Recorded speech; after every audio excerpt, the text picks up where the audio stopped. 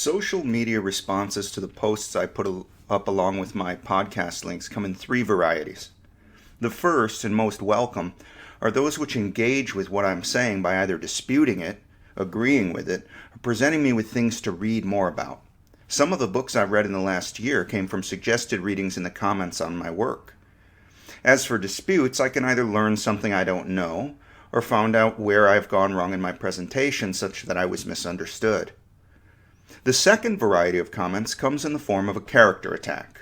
I'm accused of profiteering or deliberately presenting nonsensical word salad.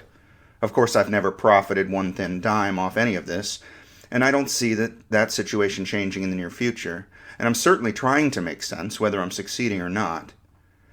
The third variety of response is maximally worthless, are proud and decisive declarative statements about the subject matter with no argument or evidence provided. Thank you for the opinion, but the adults are talking now. Today's episode concerns a response of the first variety. I was recently given the suggestion to take a look at Bernardo Kastrup's small theory of everything, which presents an argument in favor of metaphysical idealism, the idea that the fundamental basis of reality is mental rather than physical. I checked this out in the form of a YouTube video, which lamentably has a lot more views than anything I've cooked up. In a modern context, we all acknowledge that the brain contains the neural correlates of consciousness. That is, functions in the brain directly correlate with operations or perceptions in the mind. The hard problem of consciousness is aimed at establishing the deep basis of that correlation. The easy part, by comparison, is to find the correlations, to figure out the rules of the game, as it were. The hard part is to understand the reality of the game itself.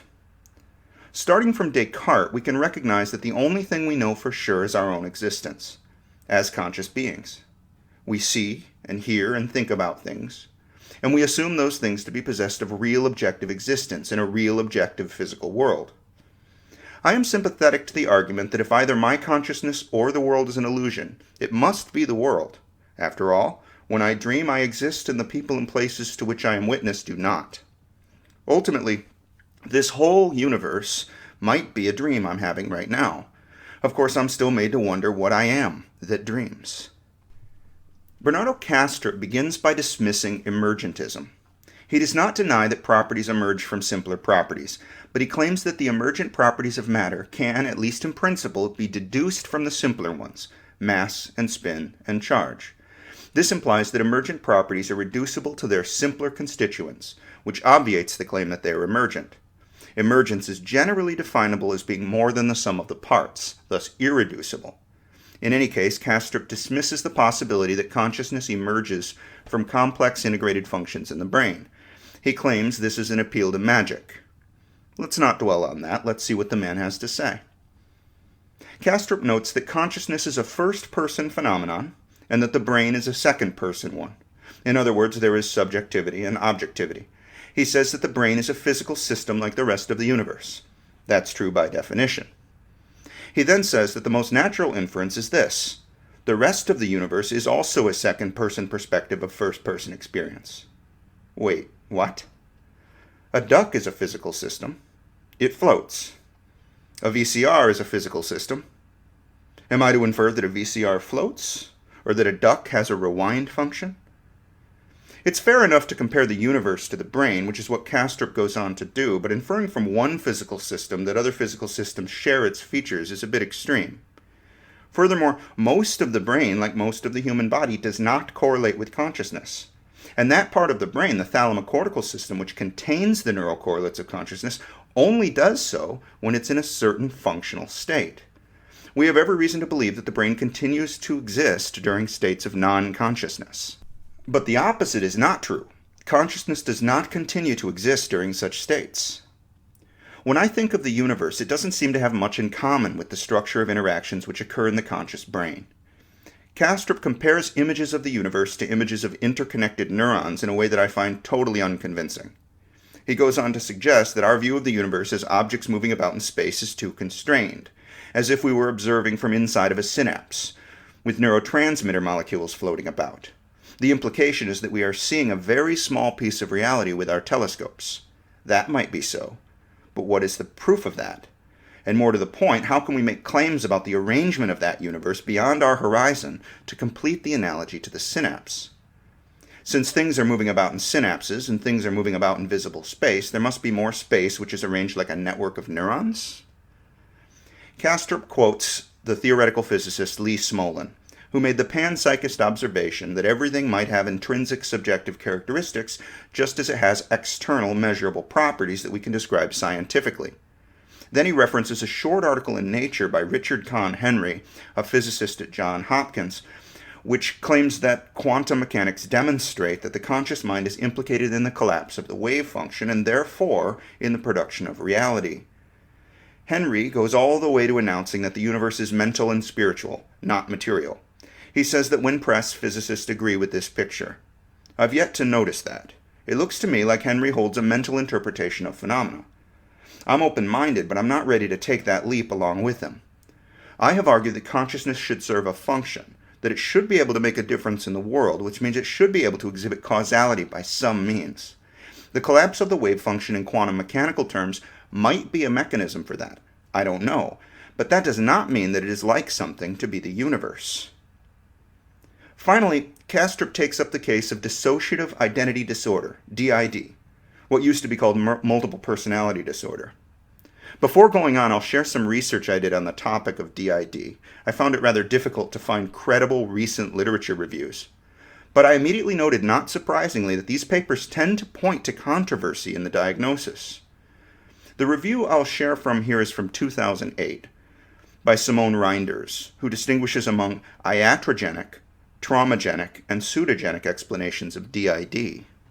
Reinders writes, quote, according to the DSM-4, DID is characterized by, among others, a disruption in consciousness and the presence of two or more distinct identities or personality states, also referred to as different emotional states, alters, or dissociative identity states. Each of these states has its own perception of, relating to, and thinking about the environment and the self. Although these official criteria for DID do not specifically indicate a traumagenic origin, a history of childhood trauma is assumed to have caused the disorder. More specifically, traumagenic proponents hold that DID constitutes a severe form of post-traumatic stress disorder. Within the traumagenic position, DID is believed to originate from a subconscious self-protecting reaction in order to cope with chronic severe trauma, such as persistent abuse. According to this traumagenic model, a subject can dissociate, i.e., mentally compartmentalize, from their painful experiences by repressing, i.e., inducing amnesia, the memories of these experiences. Dissociation and repression keep trauma-related memories out of conscious awareness to avoid intolerable psychological distress. In this manner, different personality states are created. This theory is supported by numerous correlational studies. These studies usually rely on self-reports and confirm a high incidence of childhood trauma, e.g., childhood sexual abuse, physical neglect, and/or emotional abuse, in adults and children with high levels of dissociation or DID. These studies are supported by recent epidemiological studies, which investigate the prevalence of DID and the relation to traumatic experiences in the general population. In support of the traumagenic position, these studies found that pathological dissociation is more prevalent in more traumatized subsamples, unquote.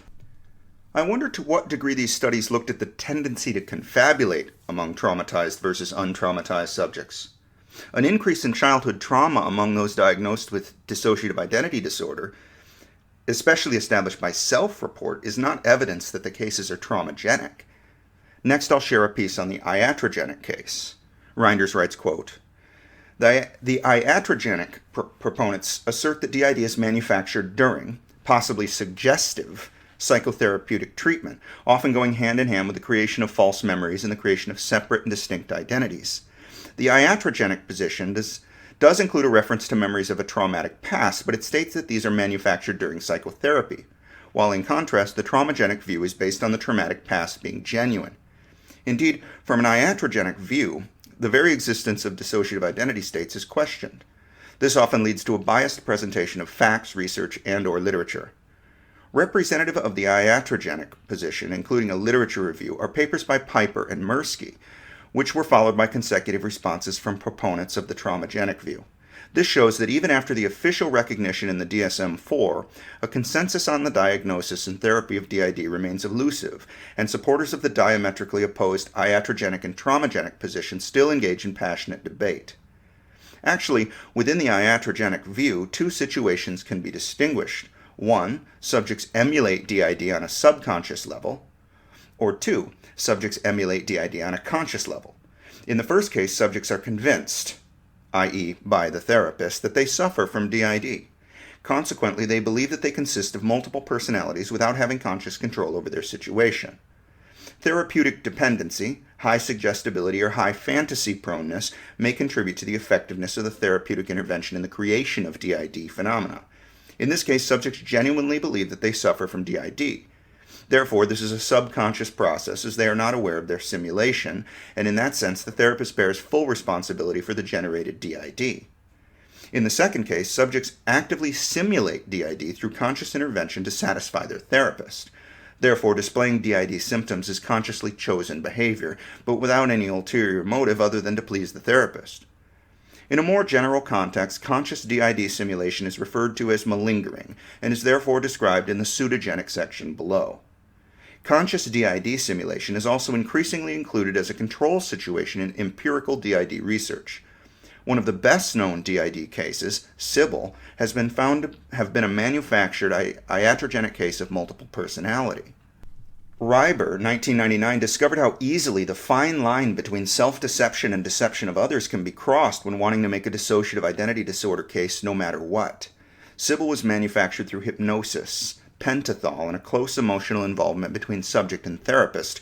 Using the subject's given capacity for suggestion, false memories of sexual abuse were created, and the notion of personality, multiple personality, implanted, unquote. Even if dissociation of identity can be implanted by suggestion, it's of interest to cognitive psychology. Also, if it can be accomplished that way, then it should be possible to come upon DID through other means, like trauma. I'm not a psychiatrist, and I don't have a strong opinion of my own. This final brief section is on pseudogenic cases. Reinders writes, quote, "Pseudogenic DID includes subjects who are simulating DID without any therapeutic intervention. This is a conscious and active simulation process for secondary gain. Several and diverse reasons can underlie this active malingering DID simulation. Needy and attention-seeking behavior, histrionic, is generally relatively harmless. However, other reasons can be less innocuous, obtaining financial, social welfare, or legal benefits. For example, by feigning DID, an accused can try to deceive a jury and judge in the hope to not be held accountable or responsible for the crimes committed, thereby avoiding legal consequences, especially incarceration or execution," unquote. Okay, so now that we're through with that aside, I can carry on with my analysis of Bernardo Kastrup's idea. Kastrup makes the case that, like people with dissociative identity disorder, human conscious beings are dissociated identities from the universal consciousness. What we call life may be a dissociated process of mind at large. Kastrup argues that consciousness is the ontological primitive, is sufficient to explain reality, and so there is no hard problem. The idea of human conscious beings as the dissociated local personalities of space-time is kind of fun. But beyond its creative novelty, I don't have much use for it. I don't think the argument hinges upon the reality of dissociative identity disorder, so my complaint is not based on skepticism of that diagnosis. It appears as more of an analogy which Kastrup makes rather than a genuine case in point. Generally, panpsychists have to deal with the combination problem, the question of how little conscious entities join together to make complex, united conscious beings like ourselves. They avoid the hard problem of consciousness by holding that consciousness is simply a property of matter. Nobody worries about the hard problem of gravity. I've read some interesting approaches to the combination problem, including recently Hunt and Schooler's general resonance theory. Bernardo Kastrup's small theory of everything argument circumnavigates the hard problem, but essentially only reverses it. We are left with an equal and opposite hard problem. The new hard problem is still concerned with the relationship between mind and brain, but rather than asking how brain function produces consciousness, it must ask how consciousness produces brain function. Now who's appealing to magic? Instead of seeking an explanation for the combination problem, he needs to explain the decomposition problem, if I may coin that term. How does the united universal mind produce smaller local ones? Kastrup says that living people are second-person images of first-person minds, but he fails to explain how those second-person images, indeed all of reality, is manifested from the mind. I rather enjoyed taking a look at this video. I like outsider thinking, but this has been the most outsider theory that I think I've ever entertained on the podcast. Well, there's one exception, Daniel Dennett's illusionism, the absurd case that we are not conscious, we only think we are. But let's not get into that again. To the person who suggested Kastrup's video to me, I appreciate it. I'm sorry that I wasn't as impressed by it as you were. It was a bit too speculative for my taste, and I suspect that his ideas are motivated by a spiritual worldview rather than unbiased reasoning. But it nevertheless gave me some new ideas to toy with, and after all, some of those might be right. Thanks again.